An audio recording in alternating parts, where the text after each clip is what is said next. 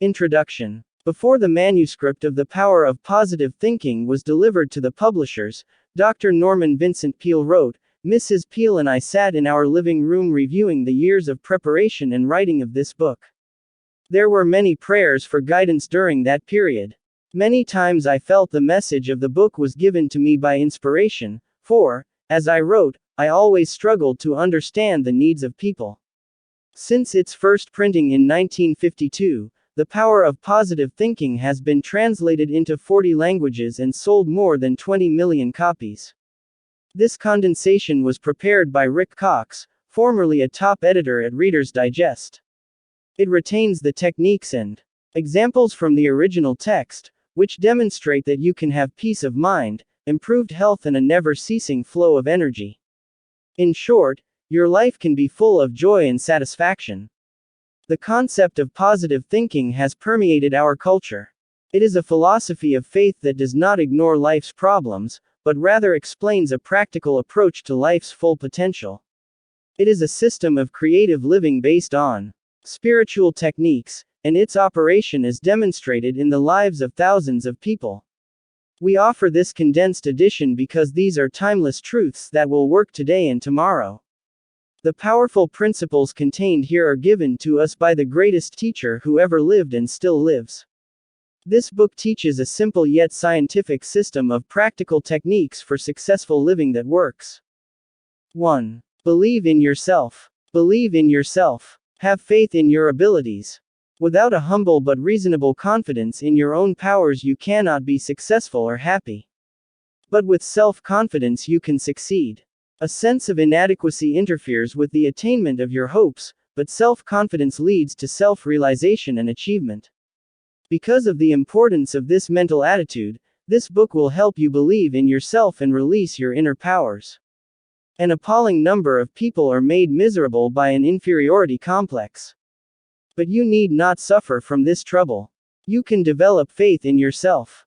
After a convention, a man approached me and asked, "May I talk with you about a matter of desperate importance to me?" We went backstage and sat down. "I'm in town to handle the most important business deal of my life," he explained, "but I don't believe I can put it over. I am discouraged and depressed. In fact," he lamented, "I'm just about sunk. Why is it that all my life I have been tormented by inferiority feelings? I listened to your speech tonight about the power of positive thinking, and I want to ask how I can get some faith in myself." "There are 2 steps," I replied. "First, it is important to discover why you have these feelings.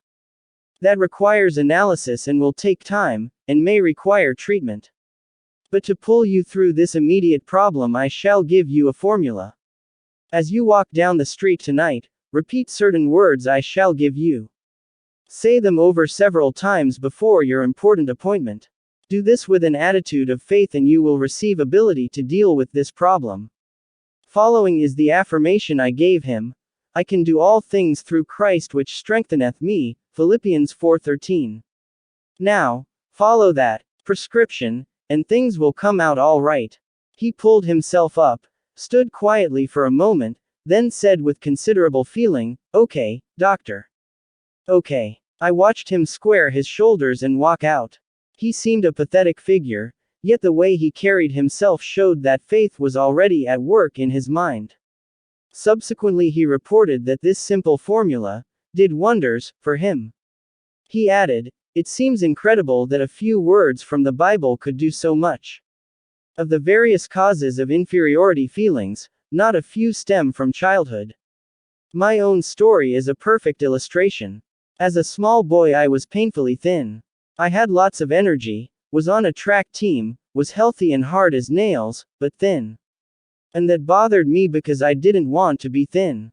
I longed to be hard-boiled and tough and fat. I did everything to get fat. I drank cod liver oil, consumed vast numbers of milkshakes, chocolate sundaes, cakes and pies, but they did not affect me in the slightest. I stayed thin and lay awake nights thinking and agonizing about it. I kept on trying to get heavy until I was about 30, when all of a sudden I bulged at the seams. Then I became self-conscious because I was so fat, and finally had to take off 40 pounds with equal agony to get myself down to respectable size. In the second place, practically every member of my family was a public speaker, and that was the last thing I wanted to be. They used to make me speak even when it filled me with terror. I had to use every known device to develop confidence in what powers the good Lord gave me. I found the solution in the simple techniques of faith taught in the Bible. These principles are scientific and can heal any personality of inferiority feelings. Their use can release the powers which have been inhibited by a feeling of inadequacy. Such are some of the sources of the inferiority complex which erect power barriers in our personalities. It is some emotional violence done to us in childhood, or the consequences of certain circumstances, or something we did to ourselves. This malady arises out of the misty past in the dim recesses of our personalities. Perhaps you had an older brother who was a brilliant student. He got A's in school, you made only C's, and you never heard the last of it. So you believed that you could never succeed in life as he could. He got A's and you got C's, so you reasoned that you were consigned to getting C's all your life. Apparently you never realized that some of those who failed to get high grades in school have been the greatest successes outside of school.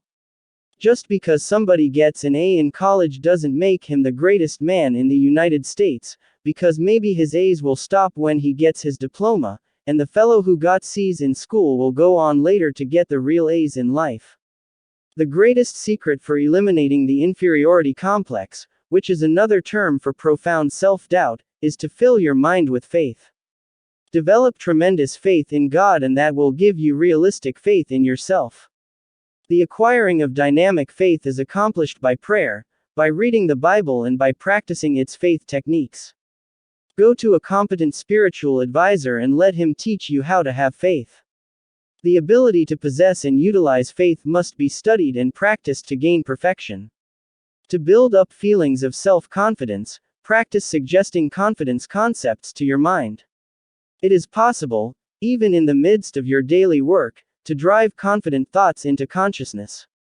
Let me tell you about one man who did so. While driving me to a lecture engagement, he said, "I used to be filled with insecurities. But I hit upon a wonderful plan which knocked these feelings out of my mind, and now I live with confidence." This was the wonderful plan. He pointed to two clips fastened on the instrument panel of the car and, reaching into the glove compartment, took out a pack of cards. He selected one and slipped it beneath the clip. It read, "If ye have faith, nothing shall be impossible unto you." Matthew 17:20. He removed that one, selected another and placed it under the clip. This one read, "If God be for us, who can be against us?"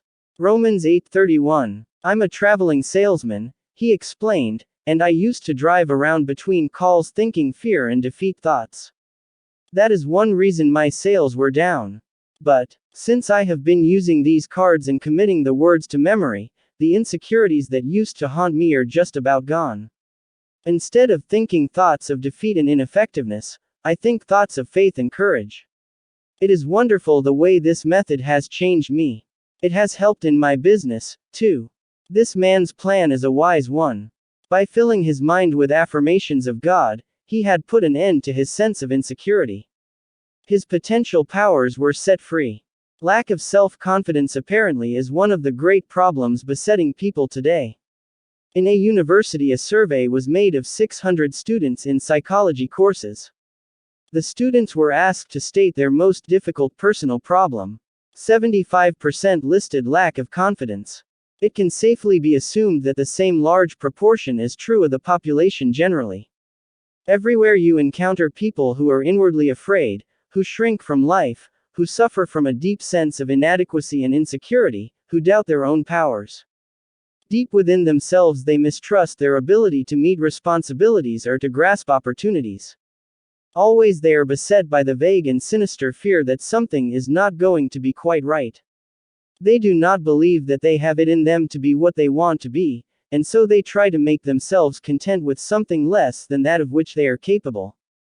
Thousands upon thousands go crawling through life on their hands and knees, defeated and afraid. And in most cases, such frustration of power is unnecessary. The blows of life, the accumulation of difficulties, the multiplication of problems tend to sap energy and leave you spent and discouraged. In such a condition, the true status of your power is often obscured, and a person yields to a discouragement that is not justified by the facts. It is vitally essential to reappraise your personality assets. Dr. Karl Menninger, the famous psychiatrist, once said, "Attitudes are more important than facts." That is worth repeating until its truth grips you. Any fact facing us, even the most hopeless, is not as important as our attitude toward that fact. You may permit a fact to overwhelm you mentally before you start to deal with it. On the other hand, a confident thought pattern can modify or overcome the fact. So if you feel that you are defeated and have lost confidence in your ability to win, sit down, take a piece of paper and make a list, not of the factors that are against you, but of those that are for you. If you or I think constantly of the forces that seem to be against us, they will assume a formidable strength they do not possess. But if you mentally visualize and affirm and reaffirm your assets, you will rise out of any difficulty. Your inner powers will reassert themselves and, with the help of God, lift you to victory. A sure cure for lack of confidence is the thought that God is actually with you and helping you. This is one of the simplest teachings in religion, namely, that Almighty God will see you through. No other idea is so powerful in developing self-confidence as this simple belief when practiced. To practice it, simply affirm, God is with me. God is helping me. God is guiding me. Spend several minutes each day visualizing His presence. Then practice believing that affirmation. Go about your business on the assumption that what you have affirmed and visualized is true. Affirm it, visualize it, believe it, and it will actualize itself. The release of power which this procedure stimulates will astonish you. 2. A peaceful mind generates power. At breakfast in a hotel dining room, one man complained of a sleepless night. He had tossed and turned and was about as exhausted as when he retired. "Guess I'd better stop watching the news before going to bed," he observed. "I tuned in last night and got an ear full of trouble." Another man spoke up, "I had a grand night. Of course, I used my go-to-sleep plan, which never fails to work." I prodded him for his plan, which he explained as follows: "When I was a boy, my father, a farmer, had the habit of gathering the family in the parlor at bedtime and he read to us out of the Bible. After prayers, I would go up to my room and sleep like a top. But when I left home, I got away from the Bible reading and prayer habit. For years, practically the only time I ever prayed was when I got into a jam. But some months ago, my wife and I, having difficult problems, decided we would try it again. We found it a helpful practice, so now every night before going to bed she and I together read the Bible and pray. I don't know what there is about it, but I have been sleeping better and things have improved. In fact, even on the road, as I am now, I still read the Bible and pray. Last night I read the 23rd Psalm out loud." He turned to the other man and said, "I didn't go to bed with an ear full of trouble. I went to sleep with a mind full of peace." Well, there are two cryptic phrases for you: an ear full of trouble, and a mind full of peace. Which do you choose? The essence of the secret lies in a change of mental attitude. One must learn to live on a different thought basis, and even though thought change requires effort, it is much easier than to continue living as you are. The life of strain is difficult. The life of inner peace, being harmonious and without stress, is the easiest type of existence. The chief struggle then in gaining mental peace is the effort of revamping your thinking to the relaxed attitude of acceptance of God's gift of peace. As a physician said, "Many of my patients have nothing wrong with them except their thoughts. So I have a favorite prescription I write for some. It is a verse from the Bible, Romans 12:2. I do not write out that verse for my patients. I make them look it up. The verse reads, 'Be ye transformed by the renewing of your mind.' To be happier and healthier, they need a renewing of their minds, that is, a change in their thoughts. When they take this prescription, they actually achieve a mind full of peace. that helps to produce health and well-being. A primary method for gaining a mind full of peace is to practice emptying the mind. At least twice a day, empty your mind of fears, hates, insecurities, regrets, and guilt feelings. To prevent unhappy thoughts from sneaking in again, immediately fill your mind with creative and healthy thoughts. At intervals during the day, practice thinking a carefully selected series of peaceful thoughts. Let mental pictures of the most peaceful scenes you have ever witnessed pass across your mind, as, for example, the silvery light of the moon falling upon rippling waters, or the sea washing gently upon soft shores of sand. Such peaceful thought images will work upon your mind as a healing medicine. Repeat audibly some peaceful words. Words have profound suggestive power, and there is healing in the very saying of them. Use a word such as serenity. Picture serenity as you say it. Repeat it slowly and in the mood of which the word is a symbol.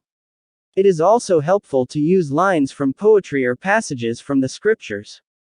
A man of my acquaintance who achieved a remarkable peace of mind has the habit of writing on cards unusual quotations expressing peacefulness.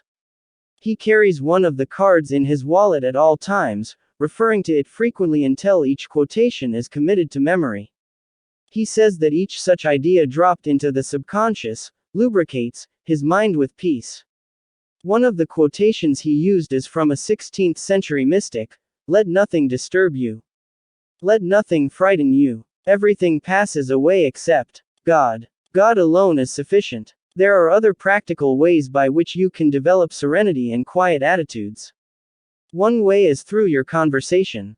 In a group, when the conversation takes a trend that is upsetting, try injecting peaceful ideas into the talk. To have peace of mind, fill your personal and group conversations with positive, happy, optimistic, satisfying expressions. Another effective technique in developing a peaceful mind is the daily practice of silence. Insist upon not less than a quarter of an hour of absolute quiet every 24 hours. Go alone into the quietest place available to you and sit or lie down for 15 minutes and practice the art of silence. Do not write or read.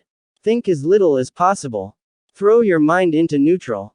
Conceive of your mind as the surface of a body of water and see how nearly quiet you can make it, so that there is not a ripple. When you have attained a quiescent state, listen for the deeper sounds of harmony and beauty and of God that are to be found in the essence of silence. Saturate your thoughts with peaceful experiences, peaceful words and ideas, and ultimately you will have a storehouse of peace-producing experiences to which you may turn for refreshment and renewal of your spirit. It will be a vast source of power. 3. How to have constant energy. How we think we feel has a definite effect on how we actually feel physically. If your mind tells you that you are tired, the body mechanism, the nerves and the muscles accept the fact. If your mind is intensely interested, you can keep on at an activity indefinitely. Religion functions through our thoughts. In fact, it is a system of thought discipline. By supplying attitudes of faith to the mind, it can increase energy. It helps you to accomplish prodigious activity by suggesting that you have ample support and resources of power. A friend in Connecticut, an energetic man, full of vitality and vigor, says that he goes to church regularly to get his batteries recharged. His concept is sound. God is the source of all energy in the universe: atomic energy, electrical energy, and spiritual energy. Contact with God establishes within us a flow of the same type of energy that recreates the world and that renews springtime every year. When we are in spiritual contact with God, the divine energy flows through the personality, automatically renewing the original creative act. The principles of Christianity, scientifically utilized, can develop a continuous flow of energy into the human mind and body. Every great personality I have ever known who has demonstrated the capacity for prodigious work has been a person in tune with the infinite. Every such person seems in harmony with nature. They have not necessarily been pious, but invariably they have been extraordinarily well organized emotionally and psychologically. It is fear, resentment, the projection of parental faults upon people when they are children, inner conflicts and obsessions that throw off balance the finely tuned nature, thus causing undue expenditure of natural force. I am convinced that neither age nor circumstance needs to deprive us of energy and vitality. All through its pages, the Bible talks about vitality and force in life. The supreme overall word of the Bible is life, and life means vitality, to be filled with energy. This does not rule out pain or suffering or difficulty, but the clear implication is that if a person practices the creative and recreative principles of Christianity, he can live with power and energy. The practice of Christian principles will bring a person into the proper tempo of living. Our energies are destroyed because of the abnormal pace at which we go. The conservation of energy depends upon getting your personality speed synchronized with the rate of God's movement. God is in you. If you are going at one rate and God at another, you are tearing yourself apart. When we become attuned to God's rhythm, we can develop a normal tempo within ourselves and energy flows freely. To get into the time synchronization of Almighty God, go out some warm day and lie down on the earth. Get your ear close down to the ground and listen. You will hear the sound of the wind in the trees and the murmur of insects, and you will discover that there is in all these sounds a well-regulated tempo. You cannot get the tempo by listening to traffic in the city streets, for it is lost in the confusion of sound. You can get it in church where you hear the word of God and the great hymns. Truth vibrates to God's tempo in a church. To avoid tiredness and to have energy, feel your way into the essential rhythm of Almighty God and all His works. To accomplish this, relax physically. Then, conceive of your mind as likewise relaxing. Follow this mentally by visualizing the soul as becoming quiescent, then pray as follows: Dear God, you are the source of all energy. You are the source of the energy in the sun, in the atom, in all flesh, in the bloodstream, in the mind. I hereby draw energy from you as from an illimitable source. Then practice believing that you receive energy. Keep in tune with the infinite. To live with constant energy, it is also important to get your emotional faults corrected. You will never have full energy until you do. Knute Rockne, one of the greatest football coaches this country ever produced, said that a football player cannot have sufficient energy unless his emotions are under spiritual control. In fact, he went so far as to say that he would not have a man on his team who did not have a genuinely friendly feeling for every fellow player. I have to get the most energy out of a man, he said, and have discovered that it cannot be done if he hates another man. Hate blocks his energy and he isn't up to par until he eliminates it and develops a friendly feeling. People who lack energy are disorganized by their deep, fundamental emotional and psychological conflicts, such as guilt and fear. But healing is ever possible. The surest way not to become tired is to lose yourself in something in which you have a profound conviction. A famous statesman who made 7 speeches in one day was still boundless in energy. Why are you not tired after making 7 speeches?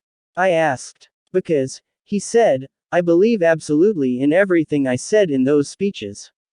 I am enthusiastic about my convictions. That's the secret. He was on fire for something. He was pouring himself out, and you never lose energy and vitality in so doing. You only lose energy when life becomes dull in your mind. Your mind gets bored and therefore tired doing nothing. You don't have to be tired.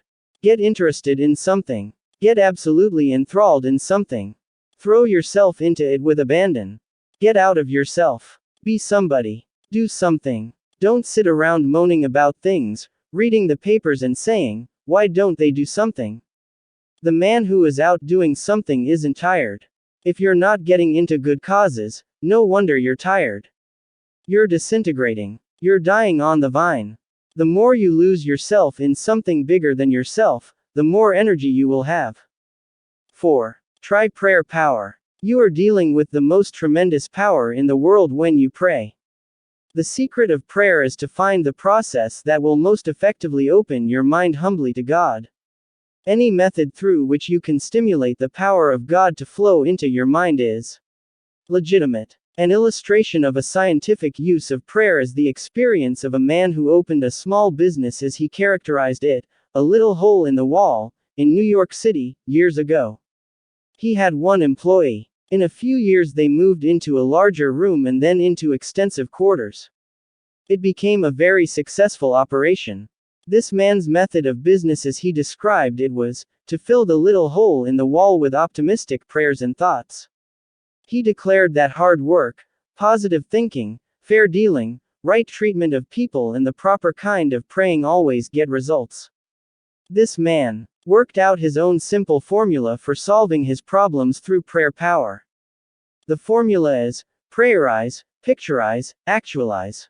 By prayerize, my friend meant a daily system of creative prayer.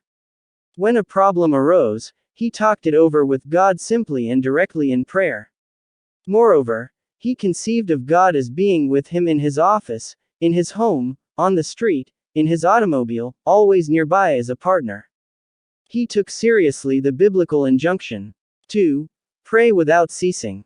He interpreted it as meaning that he should go about every day discussing with God in a natural, normal manner the questions that had to be dealt with. He did not often kneel to offer his prayers, but would, for example, say to God, "What will I do about this, Lord?" or, "Give me a fresh insight on this, Lord." The second point in his formula of creative prayer is to picturize. The basic factor in physics is force. The basic factor in psychology is the realizable wish. When either failure or success is picturized, it strongly tends to actualize in terms equivalent to the mental image pictured. To assure something worthwhile happening, first pray about it and test it according to God's will. Then print a picture of it on your mind as happening, holding the picture firmly in consciousness. Continue to surrender the picture to God's will, that is to say, put the matter in God's hands, and follow God's guidance. Work hard and intelligently, thus doing your part to achieve success. Practice believing and continue to hold the picture in your thoughts.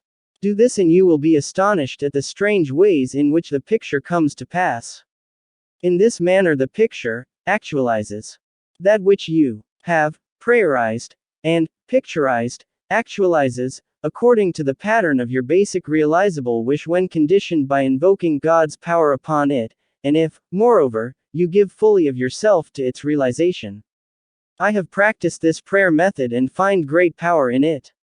Others have likewise reported that it released creative power into their experience. For example, a woman discovered that her husband was drifting from her. Theirs had been a happy marriage, but the wife had become preoccupied in social affairs and the husband had gotten busy in his work. Before they knew it, the close, old-time companionship was lost. One day she discovered his interest in another woman. She became hysterical. She consulted her minister, who instructed her how to pray and to picturize. He also advised her to hold a mental image of the restoration of the old-time companionship, to visualize the goodness in her husband, and to picture a restored harmony between the two of them.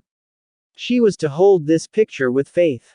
About this time her husband informed her that he wanted a divorce. She had conquered hysteria and calmly replied that she was willing if he wanted it, but suggested a deferral of the decision. If at the end of 90 days you still want a divorce, I will cooperate. He gave her a quizzical look, for he had expected an outburst. Night after night he went out, and night after night she sat at home, but she pictured him in his old chair. She even pictured him drying the dishes as he did when they were first married. She visualized the two of them playing golf together as they once had. She maintained this picture with steady faith, and one night there he actually sat in his chair. Occasionally he would be gone. But more and more nights he sat in his chair. Then one Saturday afternoon he asked, "What do you say to a game of golf?" The days went by pleasantly until she realized that the 90th day had arrived, so that evening she said quietly, "Bill, this is the 90th day." "What do you mean?" he asked, puzzled. "The 90th day? Why, don't you remember? We agreed to wait 90 days to settle that divorce matter and this is the day." He looked at her for a moment, then hidden behind his paper turned a page, saying, "Don't be silly. I couldn't possibly get along without you. Where did you ever get the idea I was going to leave you? I have known many other people who have successfully applied this technique. When sincerely and intelligently brought into situations, This has produced such excellent results that it must be regarded as an extraordinarily efficient method of prayer. People who take this method seriously and actually use it get astonishing results. 5. How to create your own happiness. Who decides whether you shall be happy or unhappy?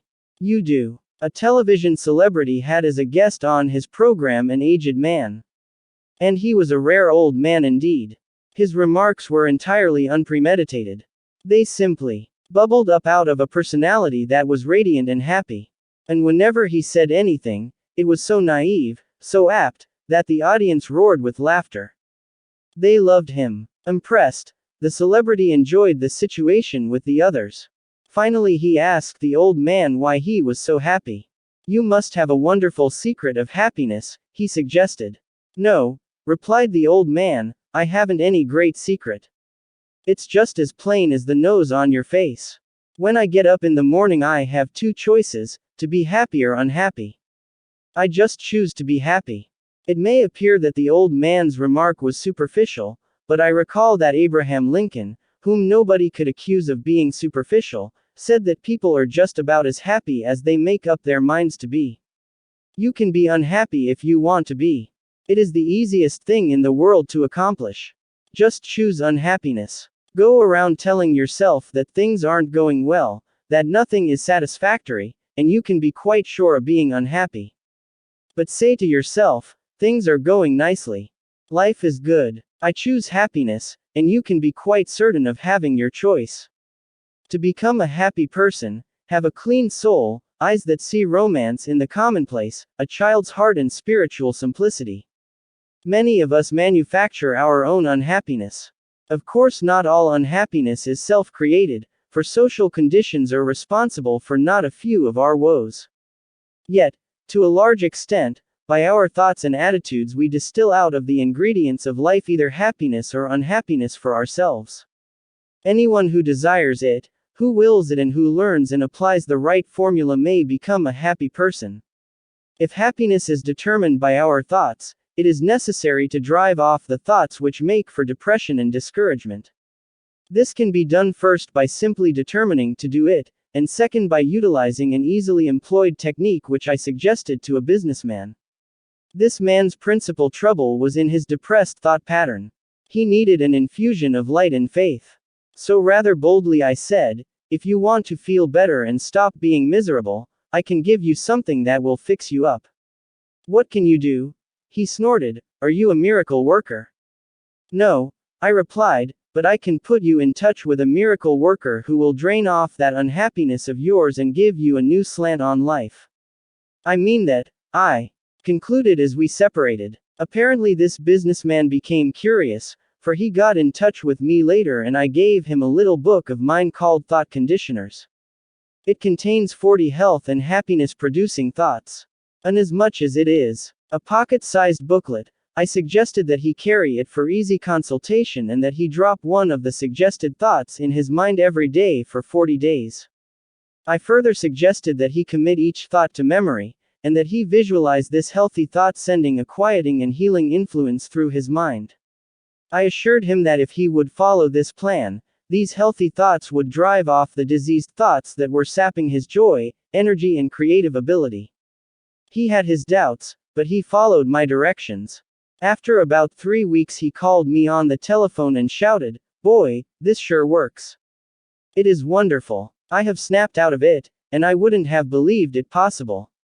Tomorrow when you arise, say out loud 3 times this one sentence, "This is the day which the Lord hath made, we will rejoice and be glad in it." Psalm 118:24. Only personalize it and say, "I will rejoice and be glad in it." Repeat it in a strong, clear voice and with positive tone and emphasis. While dressing or getting breakfast, say aloud a few such remarks as, "I believe I can successfully handle all problems that will arise today. I feel good physically, mentally and emotionally. It is wonderful to be alive. I am grateful for all that I have had, for all that I now have and for all that I shall have. Things aren't going to fall apart. God is here and He is with me and He will see me through. I thank God for every good thing." Throughout the day, Base your actions and attitudes upon fundamental principles of happy living. One of the most simple and basic of such principles is that of human love and goodwill. It is amazing what happiness a sincere expression of compassion and tenderness will induce. A genuinely happy man is a friend of mine, H.C. Mattern, who, with his equally happy wife, Mary, travels throughout the country. Mr. Mattern carries a unique business card on the reverse side of which is stated the philosophy that has brought happiness to him and his wife and to hundreds of others who have been so fortunate as to feel the impact of their personalities. The card reads, "The way to happiness. Keep your heart free from hate, your mind from worry. Live simply, expect little, give much. Fill your life with love. Scatter sunshine. Forget self, think of others. Do as you would be done by." Try this for a week and you will be surprised. As you read these words you may say, there is nothing new in that. Indeed, there is something new in it if you have never tried it. When you start to practice it, you will find it the most astonishing method of happy and successful living you have ever used. What is the value of having known these principles all your life if you have never made use of them? Such inefficiency in living is tragic. For a man to have lived in poverty when all the time right on his doorstep is gold indicates an unintelligent approach to life. Of course, in order to give power to these principles of happiness and make them work, it is necessary to support them with a dynamic quality of mind. You are not likely to secure effective results even with spiritual principles without spiritual power. When one experiences a dynamic spiritual change inwardly, success with happiness-producing ideas becomes extraordinarily easy. If you begin to use spiritual principles, however awkwardly, you will gradually experience spiritual power inwardly. This will give you the greatest surge of happiness you have ever known. It will stay with you, too, as long as you live a God-centered life. 6. Expect the best and get it. William James, the famous psychologist, said, "Our belief at the beginning of a doubtful undertaking is the one thing that ensures the successful outcome of your venture." When you expect the best, you release a magnetic force in your mind which by a law of attraction tends to bring the best to you. This does not mean that by believing you are necessarily going to get everything you want or think you want. Perhaps that would not be good for you. When you put your trust in God, He guides your mind so that you do not want things that are not good for you. But it does mean that when you learn to believe, that which has seemingly been impossible moves into the area of the possible. Every great thing becomes for you a possibility. A famous trapeze artist was instructing his students how to perform on the high trapeze bar. Finally, having given full explanations in this skill, he told them to demonstrate their ability. One student, looking up at the insecure perch upon which he must perform, was suddenly filled with fear. He froze completely. He had a terrifying vision of himself falling to the ground. He couldn't move a muscle, so deep was his fright. "I can't do it," he gasped. The instructor put his arm around the boy's shoulder and said, "Son, you can do it, and I will tell you how." Then he made one of the wisest remarks I have ever heard. He said, "Throw your heart over the bar and your body will follow." Copy that sentence. Write it on a card and put it in your pocket. Better still, write it on your mind, you who really want to do something with life. It's packed with power, that sentence. Throw your heart over the bar and your body will follow. Heart is the symbol of creative activity. Fire the heart with where you want to go and what you want to be. Get it so deeply fixed in your subconscious that you will not take no for an answer, then your entire personality will follow where your heart leads. Throw your heart over the bar means to throw the spiritual essence of you over the bar and your material self will follow in the victory groove thus pioneered by your faith-inspired mind. Expect the best, not the worst, and you will attain your heart's desire. Whenever you have a bar, that is to say a barrier, in front of you, stop, close your eyes, visualize everything that is above the bar and nothing that is below it, then imaginatively throw your heart over that bar and see yourself as being given lifting power to rise above it. Believe that you are experiencing this upthrust of force. You will be amazed at the lifting force you will receive. You can overcome any obstacle. You can achieve the most tremendous things by faith power. And how do you develop faith power? Saturate your mind with the great words of the Bible. If you will spend 1 hour a day reading the Bible and committing its great passages to memory, allowing them to recondition your personality, the change in you and in your experience will be little short of miraculous. Read the New Testament. Select a dozen of the strong statements about faith and memorize each one. Say them over and over, especially just before going to sleep. In time they will modify your thought pattern. This process will change you into a believer, into an expector, and thus, you will become an achiever. You will have new power to get what God and you decide you really want from life. This is not some theory that I have thought up. It is taught by the most reliable book known to man. Generation after generation, no matter what develops in the way of knowledge and science, the Bible is read by more people than any other book. Humanity rightly has more confidence in it than any other document ever written, and the Bible tells us that faith power works wonders. The most powerful force in human nature is the spiritual power technique taught in the Bible. Very astutely, the Bible emphasizes the method by which a person can make something of himself. Belief, positive thinking, faith in God, faith in other people, faith in yourself, faith in life.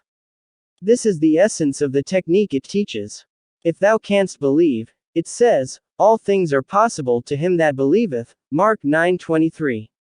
If ye have faith, nothing shall be impossible unto you, Matthew 17:20. According to your faith be it unto you, Matthew 9:29. Believe, so it drives home the truth that faith moves mountains. A woman, compelled by adversity to go into sales work, undertook to demonstrate vacuum cleaners from house to house. She took a negative attitude toward herself and her work. She knew she was going to fail. She feared to approach a house even though she came for a requested demonstration. She believed that she could not make the sale. As a result, she failed in a high percentage of her interviews. One day she called upon a woman who evidenced consideration beyond the average. To this customer the saleswoman poured out her tale of defeat and powerlessness. The other woman listened patiently, then said quietly, if you expect failure, you will get failure, but if you expect to succeed, I am sure you will succeed. And she added, I will give you a formula which I believe will restyle your thinking, give you new confidence and help you to accomplish your goals. Repeat this formula before every call. Believe in it and then marvel at what it will do for you. This is it. If God be for us, who can be against us? Romans 8:31. But change it by personalizing it so that you say, if God be for me, who can be against me? God realizes that you want security and support for your little children and yourself, and by practicing the method I suggest you will be given power to get what you want. She learned to approach each house expecting to make a sale, affirming and picturizing positive, not negative, results. As the saleswoman employed this principle, she acquired new courage, new faith and deeper confidence in her own ability. Now she declares, God helps me sell vacuum cleaners, and who can dispute it? It is a well-defined and authentic principle that what the mind profoundly expects it tends to receive. Perhaps this is true because what you really expect is what you actually want. Unless you really want something sufficiently to create an atmosphere of positive factors by your dynamic desire, it is likely to elude you. If with all your heart, that is the secret. If with all your heart, that is to say, if with the full complement of your personality, you reach out creatively toward your heart's desire, your reach will not be in vain. At least 10 times every day affirm, I expect the best and with God's help will attain the best.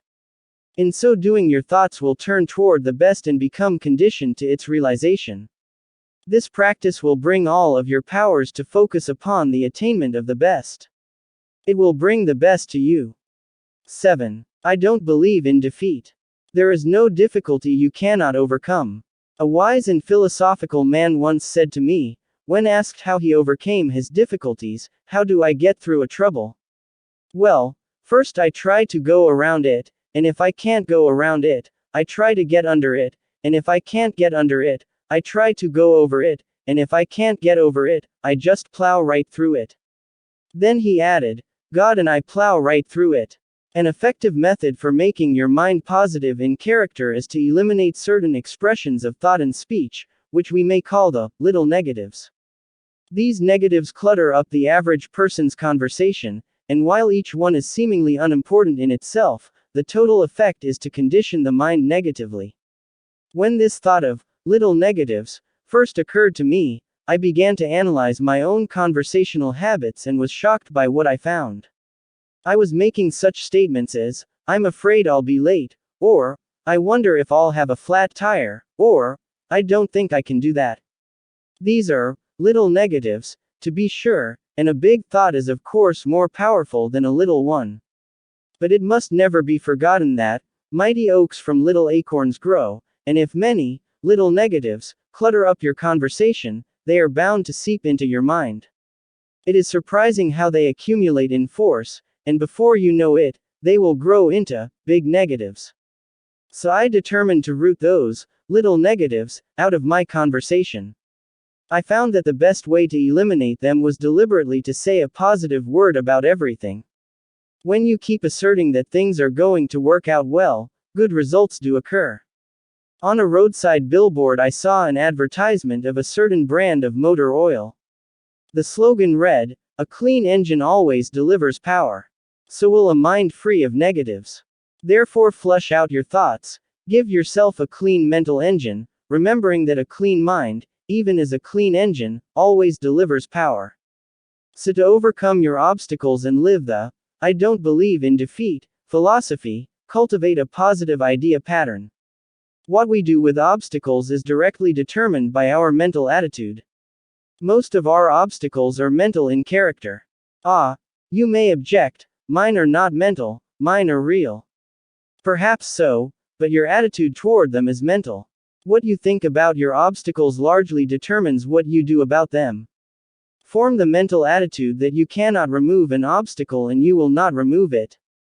But when your mind becomes convinced that you can do something about difficulties, astonishing results will begin to happen. All of a sudden you discover that you have the power you would never acknowledge.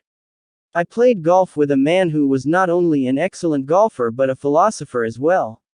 As we went around the golf course, the game itself drew out of him a gem of wisdom for which I shall ever be grateful.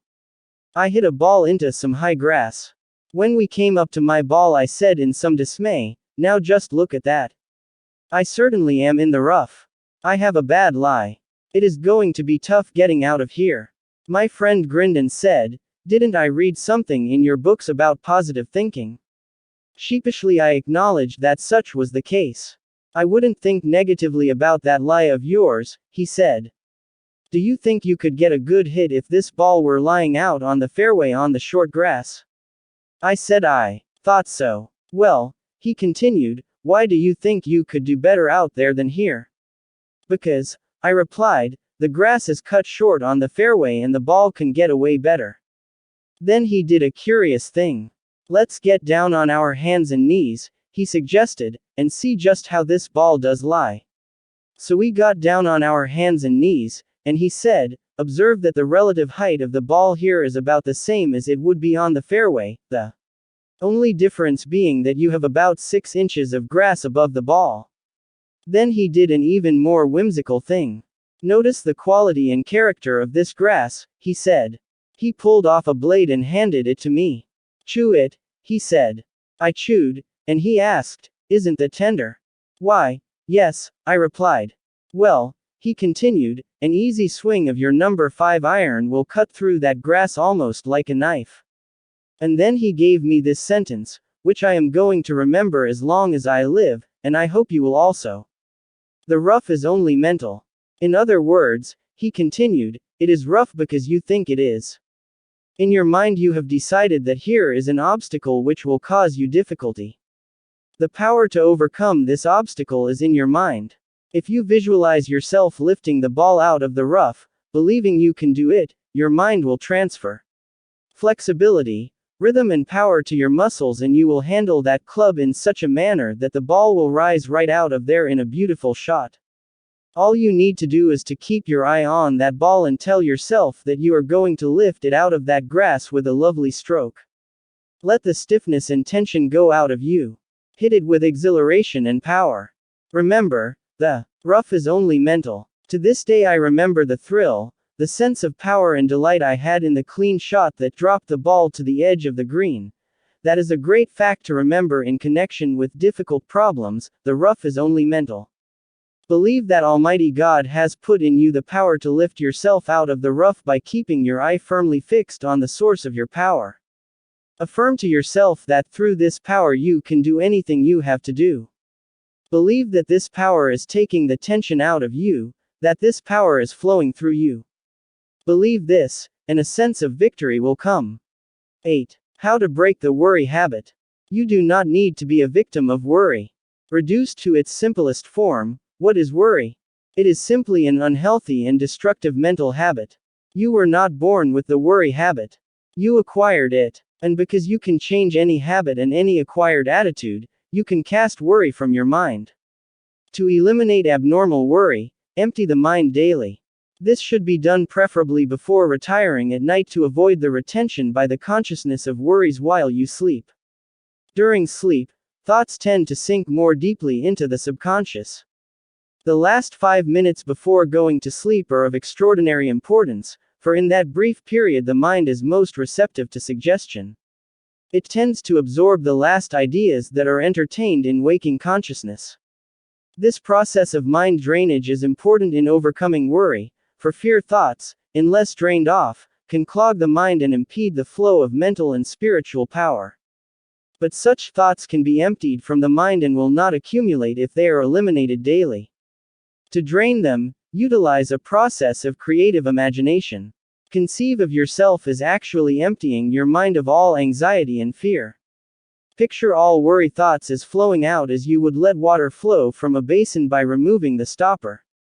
Repeat the following affirmation during this visualization.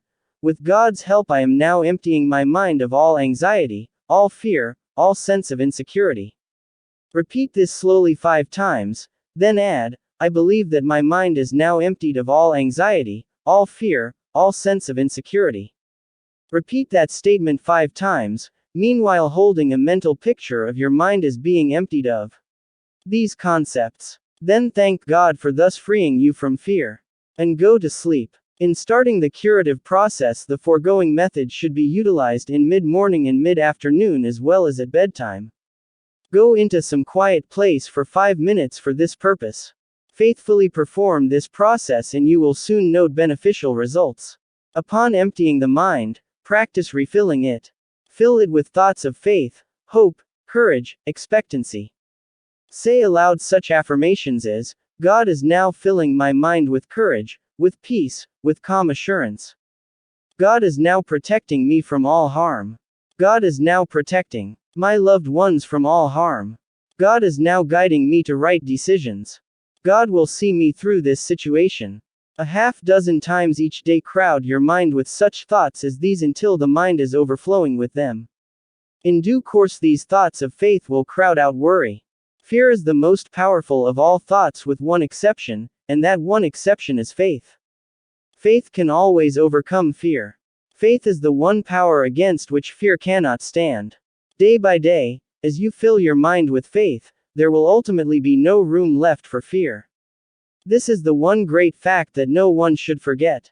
Master faith and you will automatically master fear. So the process is, empty the mind and cauterize it with God's grace, then practice filling your mind with faith and you will break the worry habit. One of the best illustrations of this strategy against worry was a scheme developed by a businessman.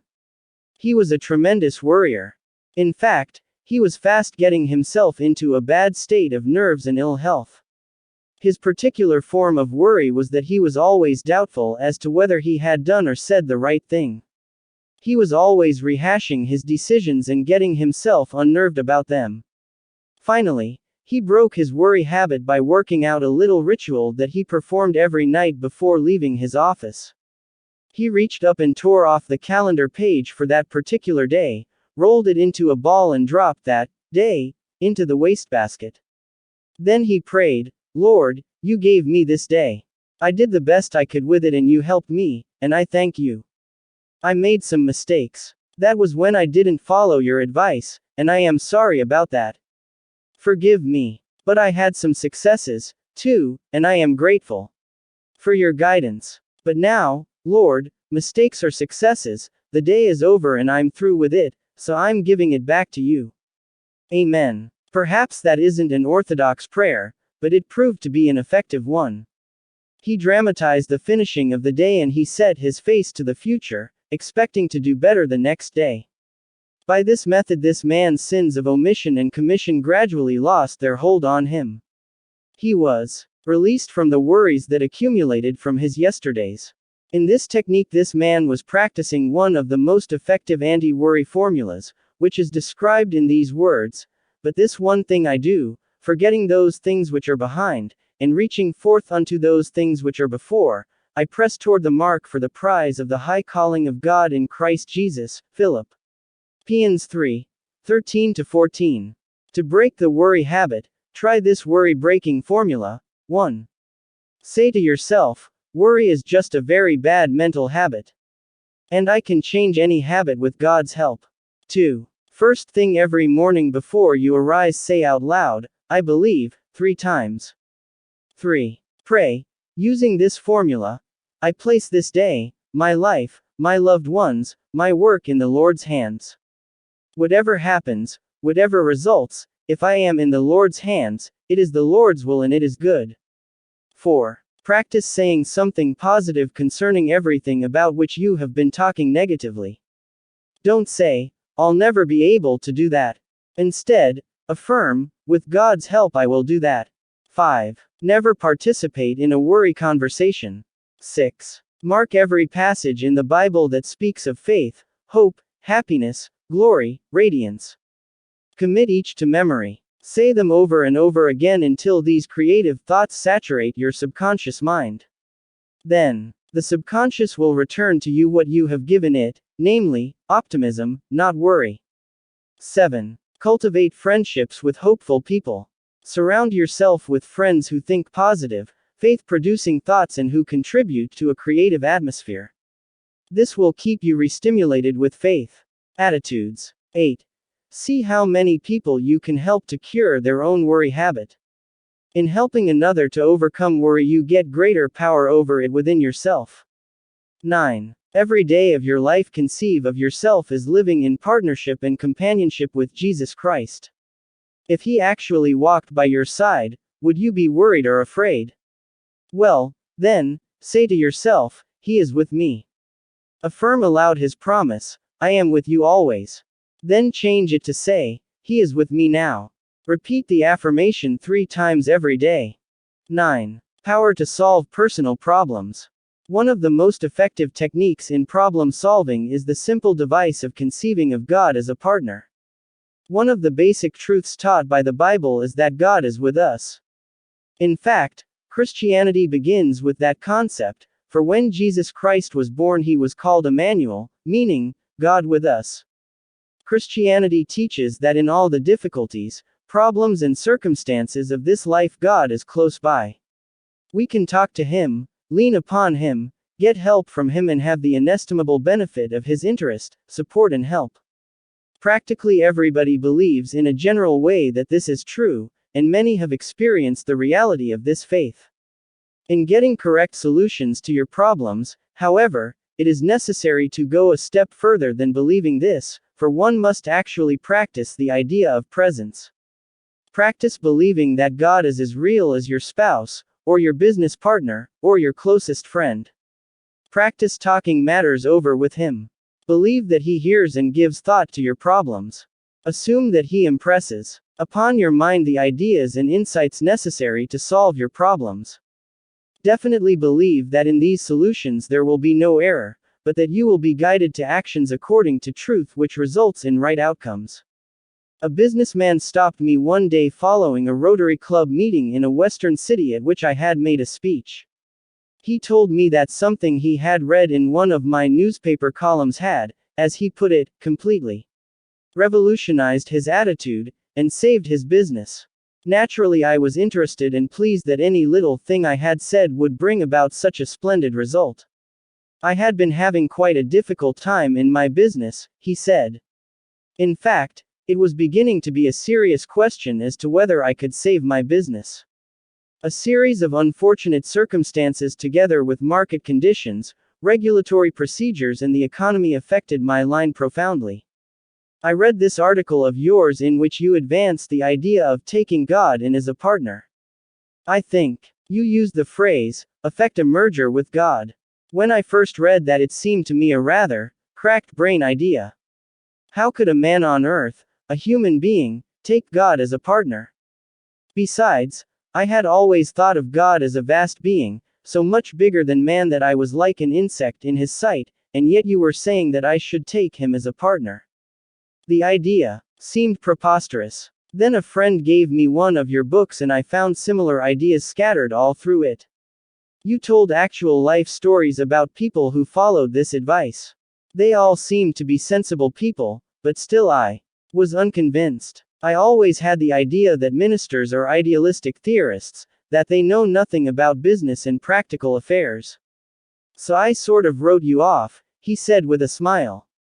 However, a funny thing happened one day. I went to my office so depressed that I actually thought perhaps the best thing for me to do would be to blow my brains out and get away from all these problems which seemed completely to floor me. Then into my mind came this idea of taking God as a partner. I shut the door, sat in my chair and put my head on my arms on the desk. I hadn't prayed more than a dozen times in as many years. However, I certainly did pray on this occasion. I told the Lord that I had heard this idea about taking him in as a partner, that I wasn't actually sure what it meant, or how one did it. I told him that I was baffled, bewildered and discouraged. I said, Lord, I can't offer you much in the way of a partnership, but please join with me and help me. I don't know how you can help me, but I want to be helped. So I now put my business, myself, my family and my future in your hands. Whatever you say goes. I don't even know how you are going to tell me what to do, but I am ready to hear and will follow your advice if you will make it clear. Well, he continued, that was the prayer. After I finished praying, I sat at my desk. I guess I expected something miraculous to happen, but nothing did. However, I did suddenly feel quiet and rested. I actually had a feeling of peacefulness. Nothing out of the ordinary occurred that day or that night, but the next day when I went to my office I had a brighter and happier feeling than usual. I began to feel confident that things would turn out right. It was hard to explain why I felt that way. Nothing was any different. In fact, you might even say things were a shade worse, but I was different. This feeling of peacefulness stayed with me and I began to feel better. I kept praying each day and talked to God as I would to a partner. They were not churchy prayers, just plain man-to-man talk. Then one day in my office, all of a sudden an idea popped up in my mind. It was like toast popping up in a toaster. I said to myself, well, what do you know about that? For it was something that had never occurred to me, but I knew instantly that it was just the method to follow. Why I had never thought of it before I haven't the slightest idea. My mind was too tied up, I guess. I hadn't been functioning mentally. I immediately followed the hunch. Then he stopped. No, it was no hunch, it was my partner, talking to me. I immediately put this idea into operation and things began to roll. New ideas began to flow out of my mind, and despite conditions I began to get the business back on an even keel. Now the general situation has improved considerably, and I'm out of the woods. Then he said, I don't know anything about preaching or about writing books, but let me tell you this. Whenever you get a chance to talk to businessmen, tell them that if they will take God as a partner in their business, they will get more good ideas than they can ever use, and they can turn those ideas into assets. I don't merely mean money, he said, although a way to get a good return on your investment, I believe, is to get God-guided ideas. But tell them that the God partnership method is the way to get their problems solved right. This incident is just one of many similar demonstrations of the law of a divine human relationship working itself out in practical affairs. I cannot emphasize too strongly the effectiveness of this technique of problem solving. It has produced amazing results in many cases. 10. When vitality sags, try this health formula. Dr. Franklin Ebaugh of the University of Colorado Medical School maintains that 1/3 of all cases of illness in general hospitals are clearly organic in nature. And onset, 1/3 are a combination of emotional and organic, and 1/3 are clearly emotional. Dr. Flanders Dunbar, author of Mind and Body, says, it is not a question of whether an illness is physical or emotional, but how much of each. Every thoughtful person who has ever considered the matter realizes that the doctors are right when they tell us that resentment, hate, grudges, ill will, jealousy, vindictiveness or attitudes which produce ill health. Have a fit of anger and experience for yourself that sinking feeling in your stomach. Chemical reactions in the body are set up by emotional outbursts that result in feelings of ill health. Should these be continued either violently or in a simmering state over a period of time, the general condition of the body will deteriorate. In speaking of a certain man whom we both knew, a physician told me that the patient died of grudgitis. The physician actually felt that the deceased passed away because of a long-held hatred. He did his body such damage that his resistance was lowered, the doctor explained, so that when a physical malady attacked him he did not possess the stamina or renewing force to overcome it. He had undermined himself physically by the malignancy of his ill will. If you are under par, honestly ask yourself if you are harboring any ill will or resentment or grudges, and if so, cast them out without delay. They do no harm to the person against whom you hold these feelings, but every day and every night of your life they are eating at you. Many people suffer poor health not because of what they eat but from what is eating them. Emotional ills turn your body against itself, sapping your energy, reducing your efficiency, causing deterioration in your health. And of course they siphon off your happiness. And yet people still think that when the Bible tells you not to hate or to get angry that it is theoretical advice. The Bible is not theoretical.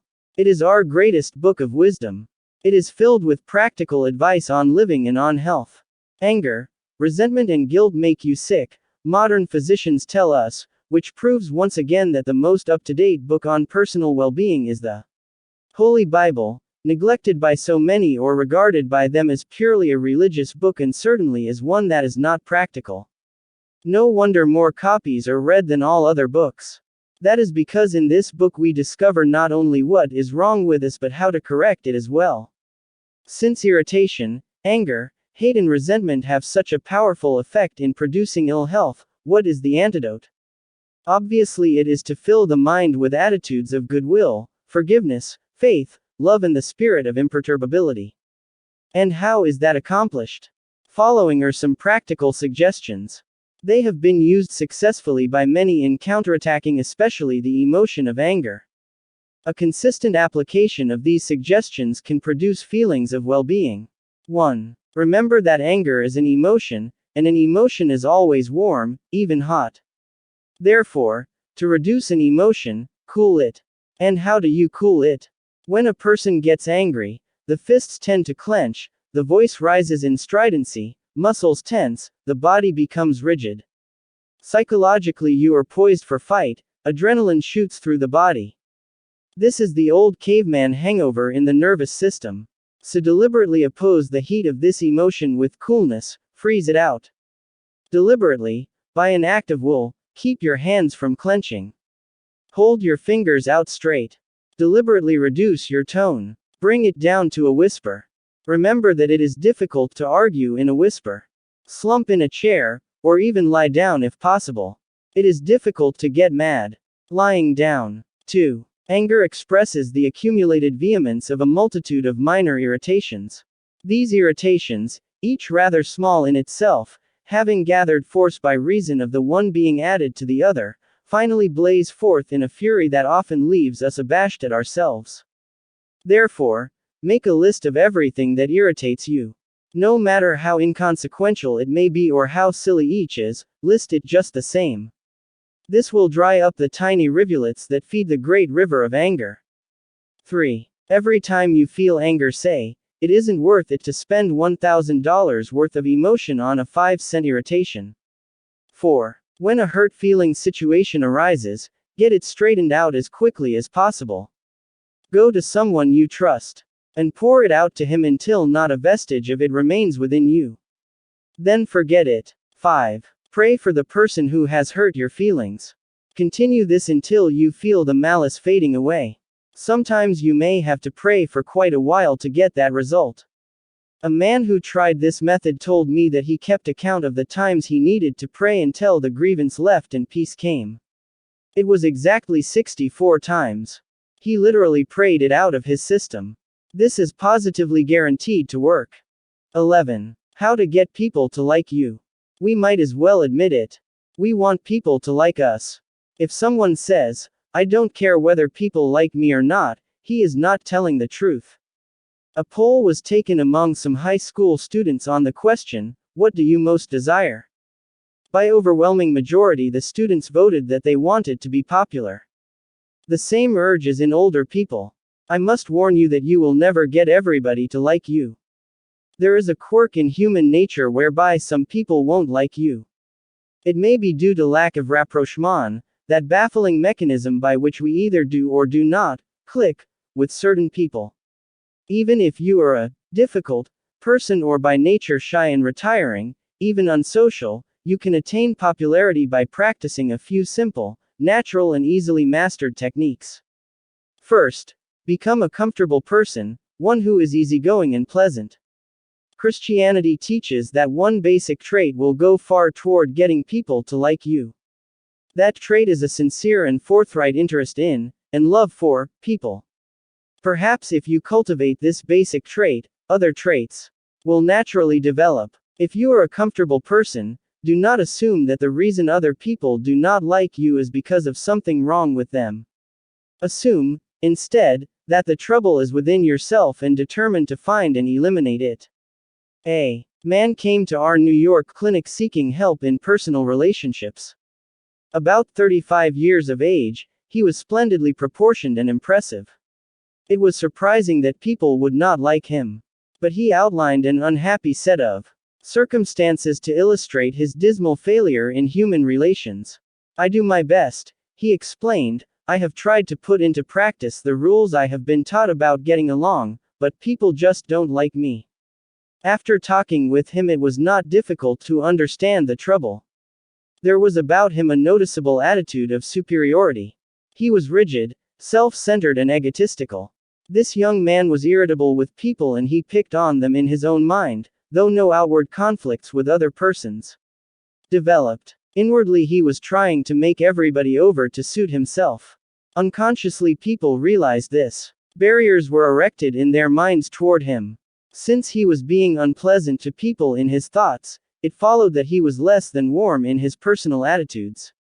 He was suffering from self-love, a chief cure for which is the practice of love for others. He was bewildered and baffled when we outlined his difficulty.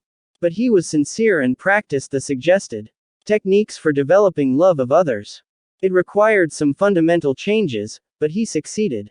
One method suggested was that at night before retiring he was to picture mentally each person he had met during the day. As he brought each face up before him, he was to think a kindly thought about that person. Then he was to pray for each one. The first person outside the family whom this man saw in the morning was the elevator man in his apartment house. He had not been in the habit of saying anything to him beyond good morning. Now he took the time to chat with the elevator man. He asked him about his family and his interests.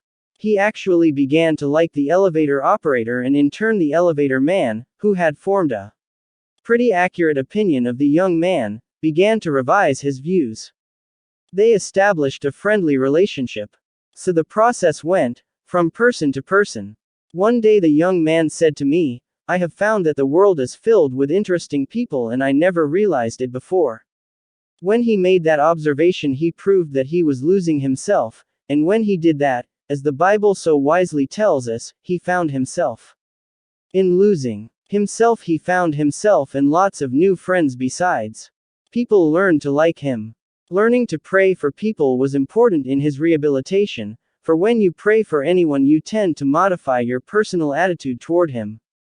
You lift the relationship to a higher level. The best in the other person begins to flow out toward you as your best flows toward him. In the meeting of the best in each, a higher unity of understanding is established. Granted, some people are by nature more likable than others, nevertheless a serious attempt to know any individual will reveal qualities within him that are admirable, even lovable. A man had the problem of conquering feelings of irritation toward persons with whom he associated. For some people he had a profound dislike. They irritated him intensely, but he conquered these feelings by making an exhaustive list of everything he could possibly admire about each person who annoyed him. Daily he attempted to add to this list. He was surprised to discover that people whom he thought he did not like proved to have many pleasing qualities. In fact, he was at a loss to understand how he ever disliked them. Of course, while he was making these discoveries about them, they, in turn, were finding likable qualities in him. Another factor in getting people to like you is to practice building up the ego of other persons. Whomever you help to build up and become a better, stronger, finer person will give you his undying devotion.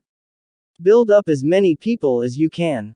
Do it unselfishly. Do it because you like them and because you see possibilities in them. Do this and you will never lack for friends. You will always be well thought of. Build people up and love them genuinely. Do them good and their esteem and affection will flow back toward you. 12. Prescription for heartache. Please give me a prescription for heartache. This curious request was made by a man who had been informed by his doctor that his feelings of disability were not of a physical nature. His trouble lay in an inability to rise above sorrow. He was suffering from an ache in his personality as a result of grief. His doctor advised him to secure spiritual consultation and treatment. So, continuing to use the terminology of medicine, he repeated his question: is there a spiritual prescription which will reduce my constant inner suffering? I realize that sorrow comes to everyone and I should be able to meet it the same as others. I have tried my best but I find no peace. Again he said with a sad, slow smile, give me a prescription for heartache. There is indeed a prescription for heartache. One element in the prescription is physical activity. The sufferer must avoid the temptation to sit and brood. A sensible program which substitutes physical activity for such fruitless brooding reduces the strain on the area of the mind where we reflect, philosophize and suffer mental pain. Muscular activity utilizes another part of the brain and therefore shifts the strain and gives relief. Whatever the character of your heartache, one of the first steps is to resolve to get back into the mainstream of life's activities. Take up your old associations. Form new ones. Get busy walking, riding, swimming, playing, get the blood to coursing through your system. Lose yourself in some worthwhile project. Fill your days with creative activity and emphasize the physical aspect of activity. Employ healthy mind-relieving busyness, but be sure that it is of a worthwhile and constructive nature. Superficial escapism through feverish activity, as, for example, parties and drinking, merely deadens pain temporarily and does not heal. An excellent and normal release from heartache is to give way to grief. It is natural to cry when pain or sorrow comes. This is a relief mechanism provided in the body by Almighty God and should be used. A good cry is a release from heartache. I should warn, however, that this mechanism should not be used unduly nor allowed to become habitual. Should that happen, it partakes of the nature of abnormal grief and could become a psychosis. I receive many letters from people whose loved ones have died. They tell me that it is difficult for them to go to the same places they were in the habit of frequenting together or to be with the same people with whom they associated as a couple or as a family. Therefore they avoid the old-time places and friends. I regard this as a serious mistake. A secret of curing heartache is to be as normal and natural as possible. This does not imply disloyalty or indifference. This policy is important in avoiding a state of abnormal grief. Normal sorrow is a natural process, and its normality is evidenced by the ability of the individual to return to his usual pursuits and responsibilities and continue therein as formerly. The deeper remedy for heartache, of course, is the curative comfort supplied by trust in God. Inevitably, the basic prescription for heartache is to turn to God in an attitude of faith and empty the mind and heart to Him. Perseverance in the act of spiritual self-emptying will finally bring healing to the broken heart. Another profoundly curative element in the prescription for heartache is to gain a sound and satisfying philosophy of life and death and deathlessness.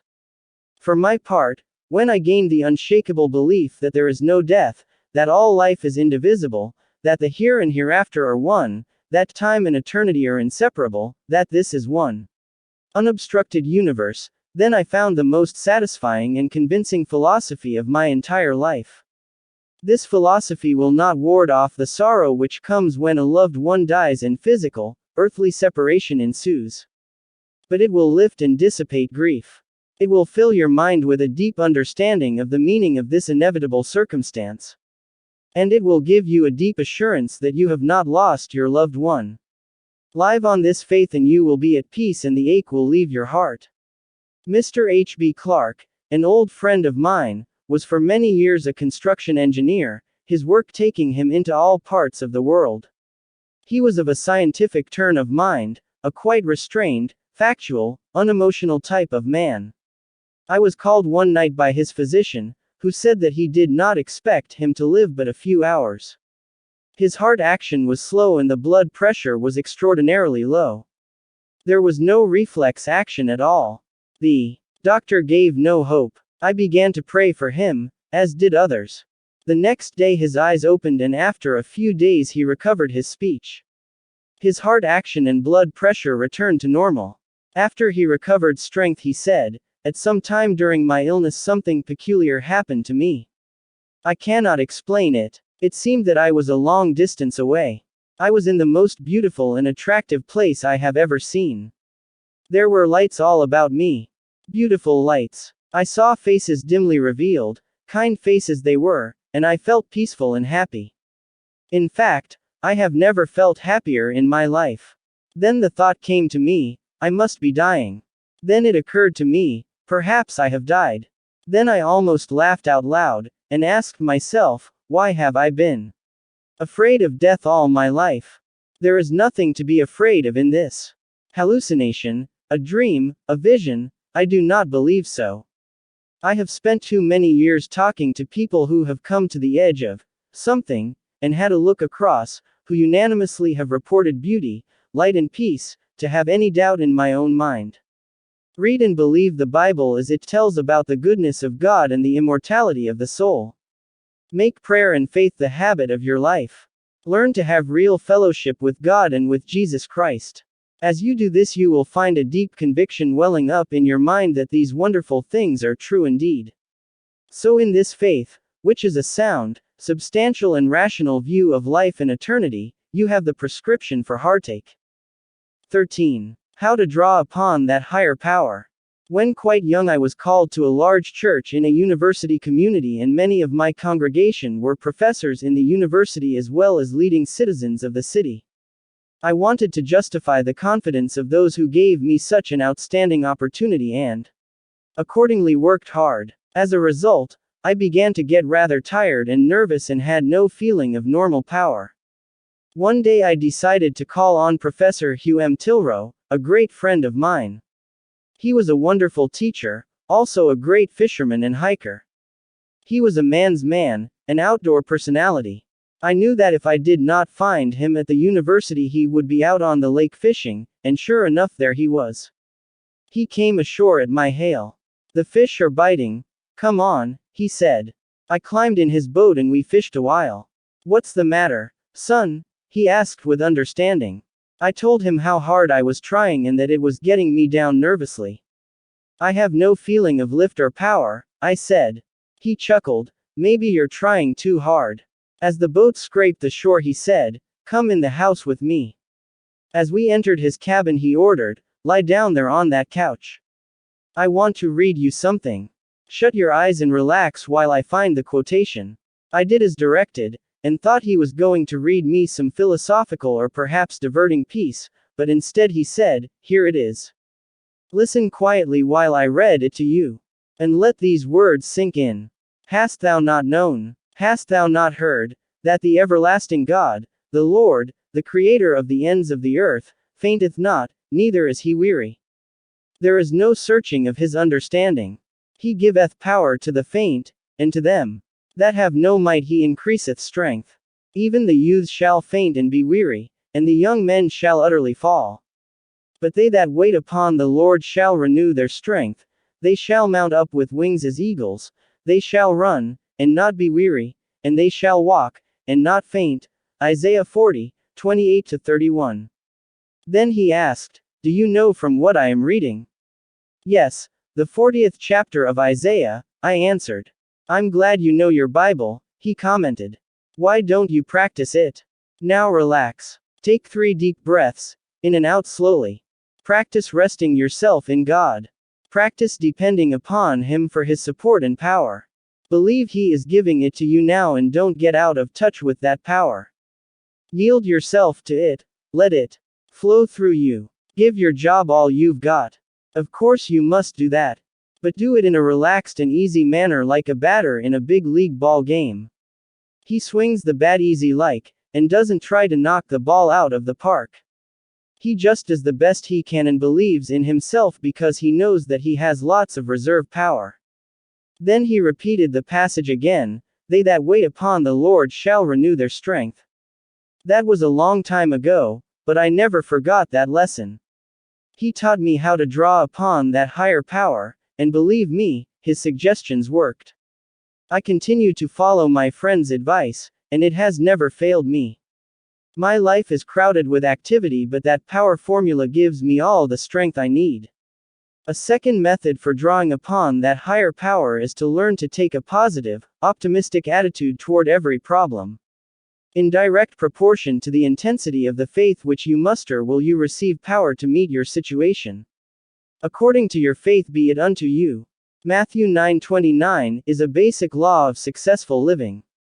There is a higher power, and the power can do everything for you. Draw upon it and experience its great helpfulness. Why be defeated when you are free to draw upon that higher power? State your problem. Ask for a specific answer. Believe that you are getting that answer. Believe that now, through God's help, you are gaining power over your difficulty. This higher power is constantly available. If you are open to it, it will rush in like a mighty tide. It is there for anybody under any circumstances or in any condition. This tremendous inflow of power is of such force that in its inrush it drives everything before it, casting out fear, hate, sickness, weakness, moral defeat, scattering them as though they had never touched you, refreshing and re-strengthening your life with health, happiness and goodness. Why not draw upon that higher power?